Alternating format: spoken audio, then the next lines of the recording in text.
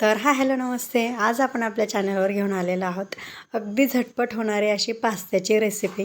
Pasta तर normally सगळ्यांना बनवता येतोच, पण अशा प्रकारे लोकल मार्केटमधून घेतलेला पास्ता कशा प्रकारे बनवायचा हा प्रत्येक जणाचा प्रश्नच असतो। त्यामुळे आपण ही रेसिपी घेऊन आलेलो आहोत। तुम्ही जर आपल्या चॅनलवर नवीन असाल तर नक्कीच चॅनलला लाईक करा, शेअर करा आणि सबस्क्राईब करायला विसरू नका। चला तर मग रेसिपीला सुरुवात करूया। तर मी इथे नॉर्मली 20 ते 25 रुपयाला पॅकेट भेटतं ते पॅकेट घेतलेलं आहे आणि त्याच्यासाठी अर्धा लिटर असं पाणी उकळायला ठेवलेलं आहे। तर पाण्याला इथे छान अशी उकळी आलेली आहे।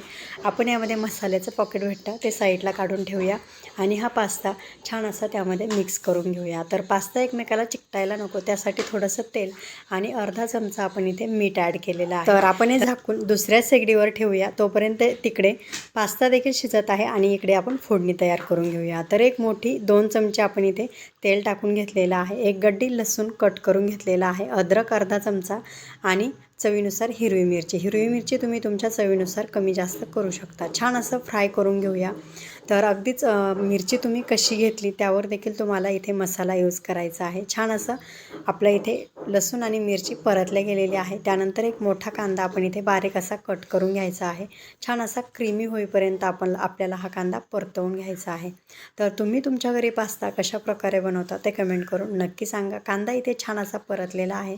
त्यानंतर मी इथे एक छोटं गाजर आणि एक शिमला मिरची बारीक अशी कट करून घेतलेली आहे, ती देखील इथे ॲड करून घ्यायची आहे। तर शिमला मिरची आणि गाजर खूप जास्त परतवून घ्यायचं नाही, अगदी 1 ते 2 मिनिटभर छान असं मिक्स करून घ्यायचं।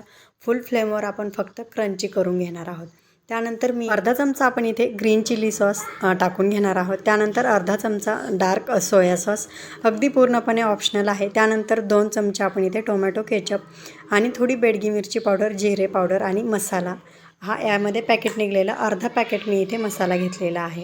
तर हे पॅनमध्ये बसणार नाही म्हणून मी हे कढाईमध्ये ट्रान्सफर करून घेतलेलं आहे। छान असं एक मिक्स देऊन घेऊया।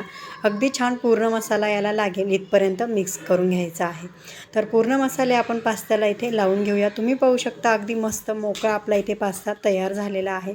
पूर्ण फोडणी तयार करून घेईपर्यंत पास्ता देखील मस्त असा मोकळा शिजला जातो। अशा प्रकारे तुम्ही नक्की ट्राय करू शकता। तर अगदी छान फ्लेवरफुल पास्ता बनवण्यासाठी आपण इथे एक ट्रिक यूज केली आहे, ती म्हणजे 4 ते 5 चमचे पाणी यामध्ये टाकून घ्यायचं आणि झाकण ठेवून लो फ्लेमवर 2 ते 3 मिनटं झाकून ठेवायचं आणि त्यानंतर पास्ता पूर्ण मिक्स करून घ्यायचा।